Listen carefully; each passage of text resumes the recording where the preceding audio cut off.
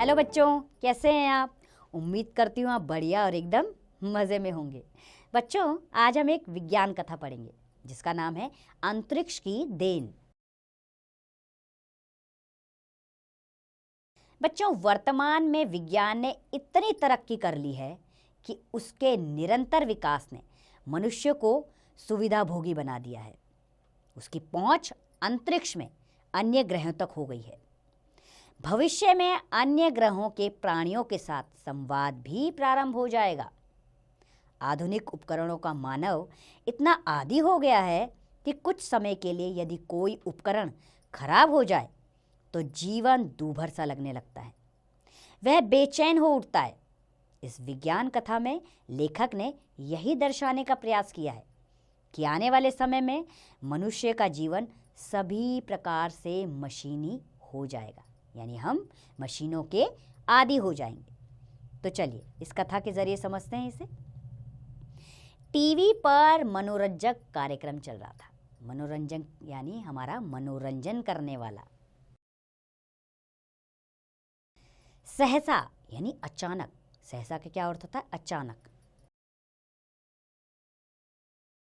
सहसा कमरे में चलता टीवी एकदम बंद हो गया। सभी बत्तियां एकदम बुझ गई।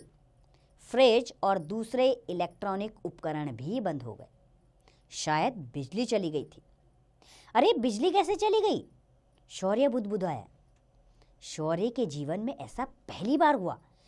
जब से उसने होश संभाला था, उसने बिजली गायब होते कभी देखा ही नहीं था। बिजली की आपूर्ति बराबर बनी रहती थी। आपूर्ति का अर्थ होता है बिजली आना।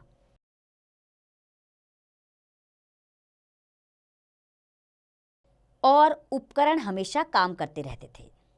दरअसल दुनिया ने बहुत प्रगति कर ली है। बच्चों, प्रगति का अर्थ होता है तरक्की। विज्ञान बहुत तरक्की कर चुका था। वैज्ञानिकों ने दुनिया की ऊर्जा समस्या का समाधान कर लिया था। सभी देशों के छोटे बड़े शहरों, गांव और कस्बों में इंजीनियरों ने परमाणु ऊर्जा से चलने वाले न्यूक्लियर जनरेटर स्थापित कर दिए थे। अब रात के समय क्या शहर और क्या गांव दिन के उजाले जैसी रोशनी से जगमगाते रहते थे। लेकिन उस दिन तो गजब हो गया। तो बच्चों, ये समय वो समय है जब विज्ञान ने बहुत तरक्की कर ली थी। बिजली जाने का तो संभावना ही नहीं थी, लेकिन उस दिन गजब हो गया था। बिजली की आपूर्ति एकाएक भंग होने से केवल शौर्य का टीवी ही नहीं बंद हुआ, बल्कि शहर भर में बिजली के सभी उपकरण बंद हो गए। दरअसल शहर का परमाणु बिजली घर ही ठप हो गया था। सभी लोग बिजली के इतने अभ्यस्त हो चुके थे। अभ्यस्त का अर्थ होता है आदी हो गए थे।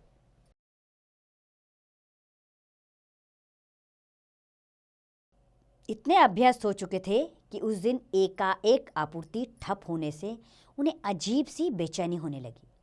लेकिन समूची दुनिया, समूची का अर्थ होता है पूरी दुनिया, लेकिन समूची दुनिया में यही हाल था। बिजली की आपूर्ति केवल एक शहर में नहीं, बल्कि सारी दुनिया में एक साथ भंग हुई थी। यानी एक शहर, एक गांव में ही बिजली नहीं गई थी, पूरी दुनिया में एक साथ बिजली चली गई थी। नतीजा यह हुआ कि सारी गतिविधियां एकदम ठप हो गईं। नतीजा यानी कि परिणाम।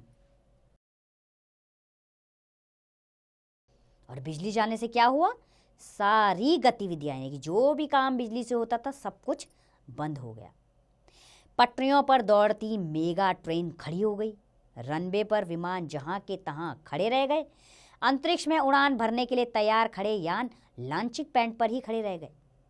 कंप्यूटरों ने काम करना बंद कर दिया। दूर संचार भी ठप हो गया।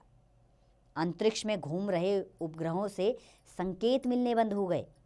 सड़कों और चौराहों पर लगी बत्तियां तो कभी भी गुल हो चुकी थीं। आधी से ज़्यादा दुनिया अंधेरे में डूब गई थी। तो देखा, हमारा सारा काम बिजली से चलता है, वो सब कुछ ठप हो गया था। शीघ्र ही वैज्ञानिकों और इंजीनियरों की टीम जांच पड़ताल में जुट गई। जांच पड़ताल यानी देखने चले गए कि आखिर हुआ क्या है।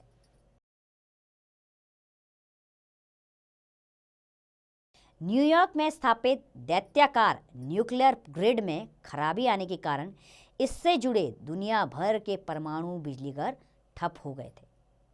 लेकिन यह खराबी क्या थी, यही सोचने में वैज्ञानिकों की टीम जुटी थी। वैज्ञानिकों की टीम कई दिन जुटी रही, लेकिन खराबी का पता ना चल सका। केंद्रीय न्यूक्लियर ग्रिड के सभी यंत्र दुरुस्त थे, दुरुस्त यानी ठीक थे।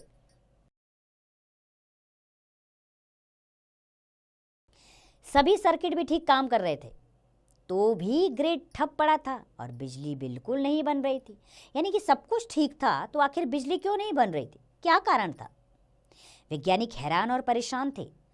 तमाम माथापच्ची और बारीकी से जांच पड़ताल के बावजूद वैज्ञानिकों को ग्रिड दोबारा चालू करने और बिजली की आपूर्ति शुरू करने में कोई सफलता नहीं मिल सकी। यानी कि वैज्ञानिक भी हैरान थे, कुछ हो ही नहीं पा रहा था, ठीक ही नहीं हो पा रहा था कुछ भी। दुनिया के सामने विकट समस्या थी, यानी कि बहुत गंभीर समस्या आ गई थी ये। समाधान के लिए जल्दी ही दुनिया के सभी बड़े वैज्ञानिकों की एक सभा का आयोजन नई दिल्ली में किया जाना तय किया गया। यानी पूरी दुनिया के वैज्ञानिक नई दिल्ली में एक सभा में आने के लिए तैयार हो गए, सब इकट्ठे हो गए। बिजली गायब हुए कई दिन बीत चुके थे। देश में आपातकालीन स्थिति की घोषणा कर दी गई थी। आपातकालीन यानी कर्फ्यू जैसी स्थिति हो गई थी। स्कूल कॉलेज अस्थायी रूप से बंद कर दिए गए थे। अस्थायी यानी कुछ समय के लिए।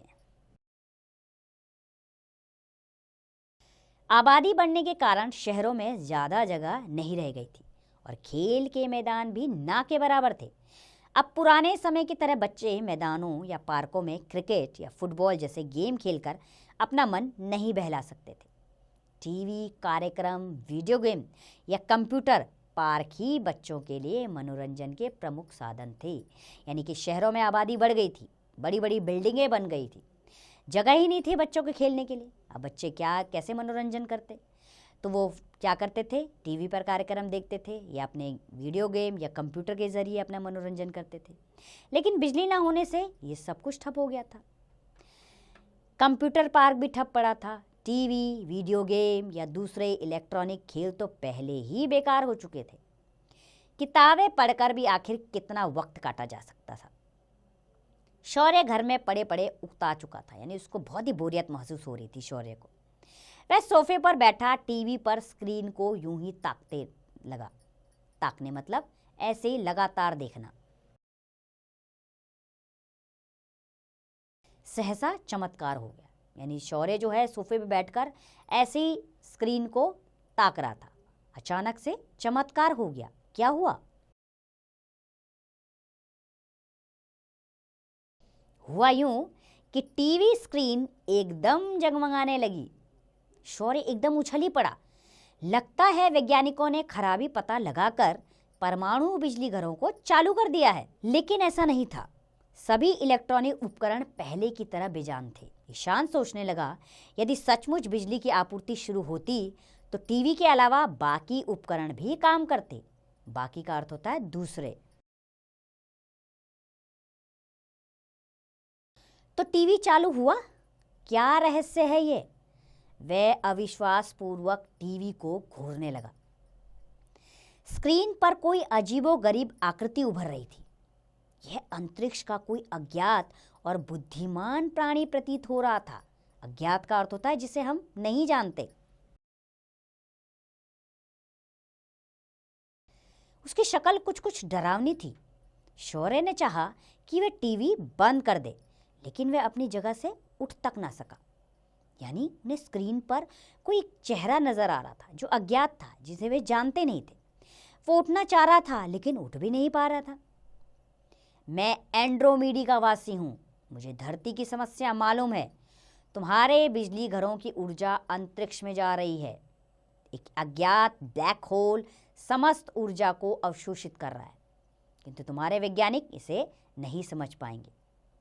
तो उसने क्या बोला उस अज्ञात व्यक्ति ने कि मैं एंड्रोमेडिया का वासी हूँ, मुझे पता है तुम्हारे यहाँ बिजली क्यों ठप हो गई है।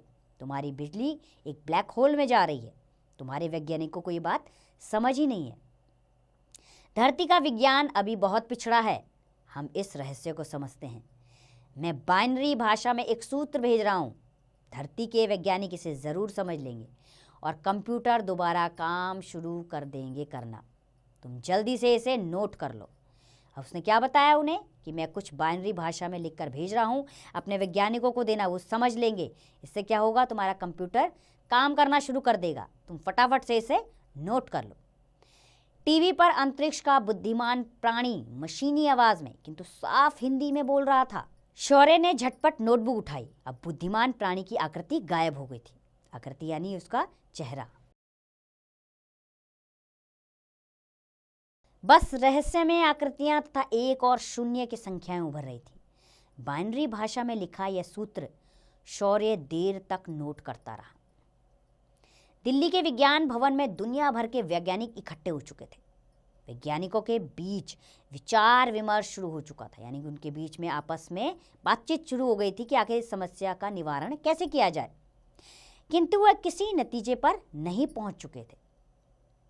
शौर्य अपने पापा के साथ मुख्य सुरक्षा अधिकारी से अनुरोध करके किसी तरह सभा कक्ष के अंदर पहुंचा। वह बैठक की अध्यक्षता कर रहे प्रोफेसर नालिकर तक पहुंचा और उसने ज्यों ही उनके कान में कुछ कहा, वे एकदम उछल पड़े। प्रोफेसर नालिकर ने माइक संभाला। मैं विश्व भर के वैज्ञानिक समुदाय को एक महत्वपूर्ण जानकारी देना चाहता हूं। अंतरिक्ष की किसी अज्ञात सभ्यता ने हमें एक बच्चे के जरिए बाइनरी भाषा में ऊर्जा समाधान का एक सूत्र भेजा है। आइए जरा इसे देखते हैं। जल्दी ही प्रोजेक्टर लगाया गया। प्रोजेक्टर एक बड़ी स्क्रीन होती है जिसमें सब कुछ कंप्यूटर के जरिए बड़ा बड़ा दिखता है।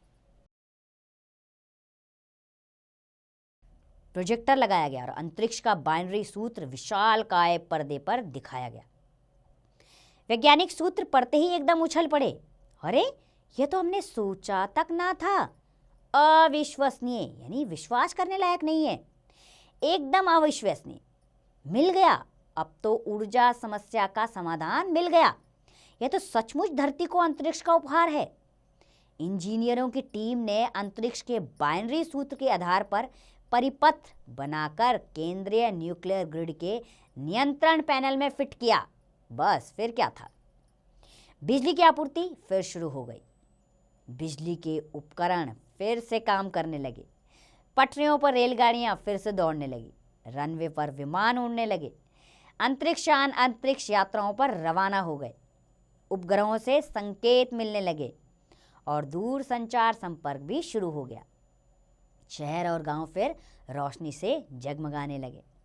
वैज्ञानिकों ने राहत की सांस ली। शौर्य भी अब दोबारा टीवी पर मनोरंजक कार्यक्रम देख सकता था। तो देखा बच्चों, विज्ञान इतना आगे बढ़ चुका है और आगे आगे समय में इसके और आगे बढ़ने की संभावना, यानी हम पूरी तरह डिपेंड होने वाले हैं विज्ञान पर। लेकिन इसके दुष्परिणाम भी होते हैं, जैसे इस पाठ के जरिए हमने समझा। एक बार बिजली गई तो हमारे सारे काम ठप पड़ सकते हैं। उम्मीद करती हूँ आपको पाठ ये समझ आया होगा और अच्छा भी लगा होगा। अब आप इसका अभ्यास करें, स्वयं कीजिए।